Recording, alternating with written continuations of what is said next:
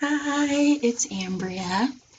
I'm here again with my third video today. It's going to be my last video for today because it's about 12:30 and I want to go to bed. And it's important to sleep, so sleep and take care of yourself. If it's like 3 a.m. where you are, go to bed right now. Turn this off. I'm being too parently. I'm sorry about that. But So I figured, yeah, third time was a charm with this video. This third piece of information poem I wanted to give you for the night. Again, it centers on mental health. So my previous videos were about mental health, what you can do to take care of yourself, having resources and links that you can look to help yourself or your friends and family. That's in my first and second video. It'll always be in the video descriptions. My second video was about mental health and anxiety and also about my dad, just a tiny sort of picture into my childhood and my life with my dad growing up. And again, it is just such a small picture, and that's what so many of us are. We're small pictures, small pieces that build up and make a whole, right? And so it's important to pay attention to all of those pieces for the best sort of care. To just look at the person holistically and to try to assess people using, biopsychosocial cues and factors and using that to create a mental health plan. And, again, that's the sort of theory and the way in which I view the world and try to see life in my career. So I want to take that into account. I'm doing a lot of talking about me in this video, and I never want to come across as selfish or self-centered, even though I think I am a little bit, and we all have parts of narcissism and meanness and selfishness in our bodies. And it's a spectrum, right? So some more than others, and I'm constantly fighting to be more than just someone who's narcissistic and maybe out for myself. I'm always trying to fight for the little person, because you never know when that little person is going to be you. So again, mental health links in the description below, leaving in all of my mistakes here. And so please feel free to correct me if there are mistakes, if there's more information you want to give, better information that's specific to you or where you live, or issues that you've dealt with over your life. And let me know, reach out to me too if I say something wrong or messed up or antiquated. I really want to know. And that's how we'll keep each other pushing forward and keep each other accountable. So I'm going to go through this poem pretty fast so I can go to bed and not keep my neighbors up anymore. So I actually forgot to, this poem is about sort of mental health struggles that I've had in my life, and I'm reading mostly everything off my phone here. So if I'm looking down, that's what that is. Don't want to ignore you. I'm just looking at my phone where I've written things, and maybe one day it'll be memorized and I won't have to do that. This whole long talk that I've done, which has gone on too long, this thing was unmemorized, but and off the cuff. So I'm actually looking up right now before I start my poem. I originally titled it Hoarding, but I realized I don't have the medical definition for that. It could just be, I'm using it in the colloquial sense. So compulsive hoarding, looking at the Mayo Clinic as a resource. I feel like they do a really good job. Variety of symptoms. I don't believe that I should start to say, it's hard for people to share their diagnoses, but I definitely, through working with a counselor myself and talking to other professionals, I know that I felt depression and anxiety, anxiety attacks, extreme sadness, all these things and symptoms. And although this problem sort of talks about cluttering and hoarding,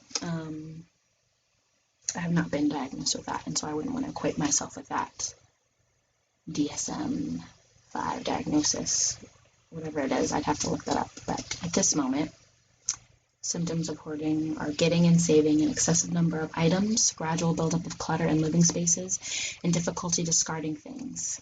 These can be the first signs and symptoms of hoarding disorder, which often surfaces during the teenage to early adult years. As the person grows older, he or she typically starts acquiring things for which there is no immediate need or space. By middle age, symptoms are often severe and may be harder to treat. They tend to be a private behavior. Significant clutter has developed by the time, often significant clutter has been developed by the time it reaches the attention of others. So I'm not going to read too much into that because it's like reading me, like too much real knowledge. And triggering a little bit too. Maybe I should put trigger warnings on some of my videos as I get into other topics. But yeah, so definitely cluttering things has been an issue for me. To read off some of the symptoms: persistent difficulty throwing things out or parting with my things regardless of value, excessively acquiring items that are not needed, buildup of clutter to the point rooms become unusable, spaces become unusable, having a tendency towards perfectionism, indecisiveness, avoidance, procrastination, problems with planning and organizing. Got way too real for a second. Let me just read my little poem. No, it's good to educate yourself, so that's why I wanted to read that from the Mayo Clinic, who I believe is a good source. There's probably other good sources too for checking out mental health. Don't diagnose yourself. Go see a professional, but it is good to understand a disorder or a diagnosis once you have it and to learn the most that you can about it. That's what I believe. Okay, so this is my poem about problems I've had with clutter and hoarding.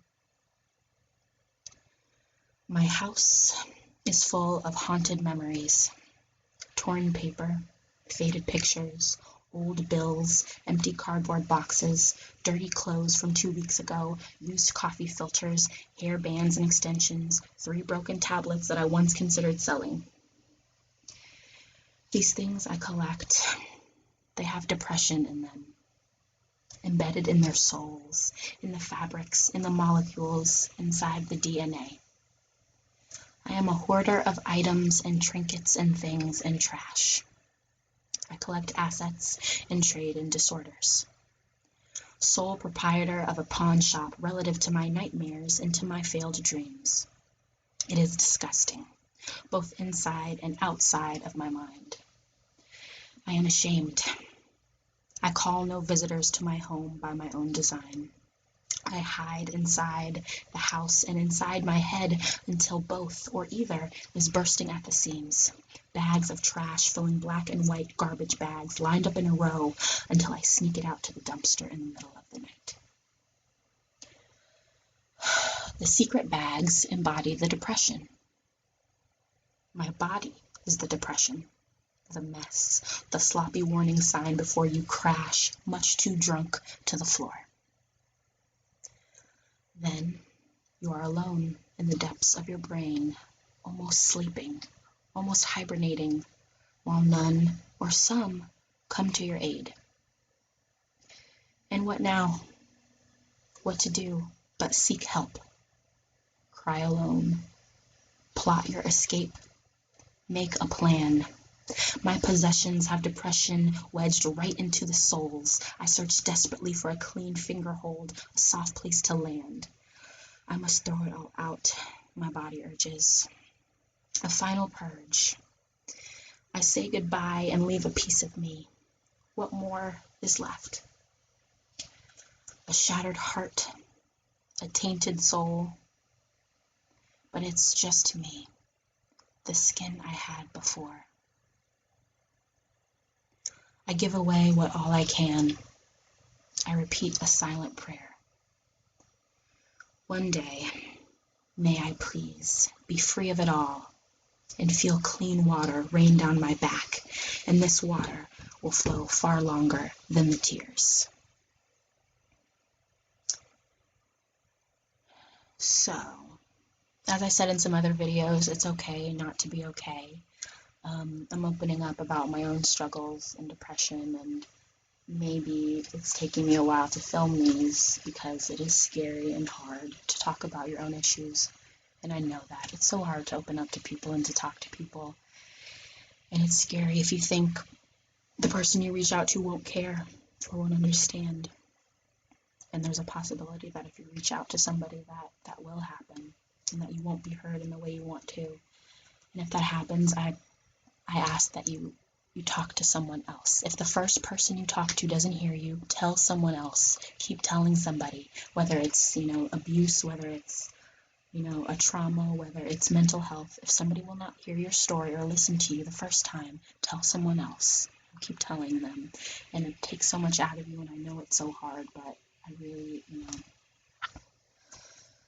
and I want to make that easier for people. It shouldn't be so hard and so difficult to find mental health services or to find caring people. And I want to just raise the consciousness and knowledge level of so many out there so people can recognize warning signs of abuse, of all kinds, child abuse, domestic partner, domestic violence, IPV, manipulation, the subtle forms of abuse that you don't always see, and that you might perpetrate yourself, and that I have definitely manipulated and done things that are narcissistic and unkind before. But I want to start recognizing that more when I do that, and by helping myself, I know I can help others. So I'm constantly trying to get better. I'm in recovery and always pushing, and I look for different ways to get better too. I'm open to everything, always open to everything. So please let me know your thoughts on how you get better, how you self-care and prioritize that, and take care of yourself, lovely people, lovely children. Be well, be safe, be kind. I'll be thinking of you. Think of yourself, put yourself first. And when you can, think of others and put them first, and help others while you can, wherever you can, for however long as you can. I will post some more videos, maybe on the weekend or later this week or something. And a lot of it will be based around poetry, I think, and art and things like that, which is what I love to do. And if that's helping people, or if that can encourage people to express themselves in that way, and that is healing for them, I think that's important, because we all know that there are benefits to writing out our pain, drawing our pain, journaling, running, dancing, screaming, like all these things can help us, right? So I want to explore all those ways and hear about the ways that you're doing it. So let me know, or tell your friends, tell me, tell your friends, tell your family, tell other people who might need it. So yeah, good night. It's gonna be 1 a.m. soon, so peace out, sleep well, see you soon.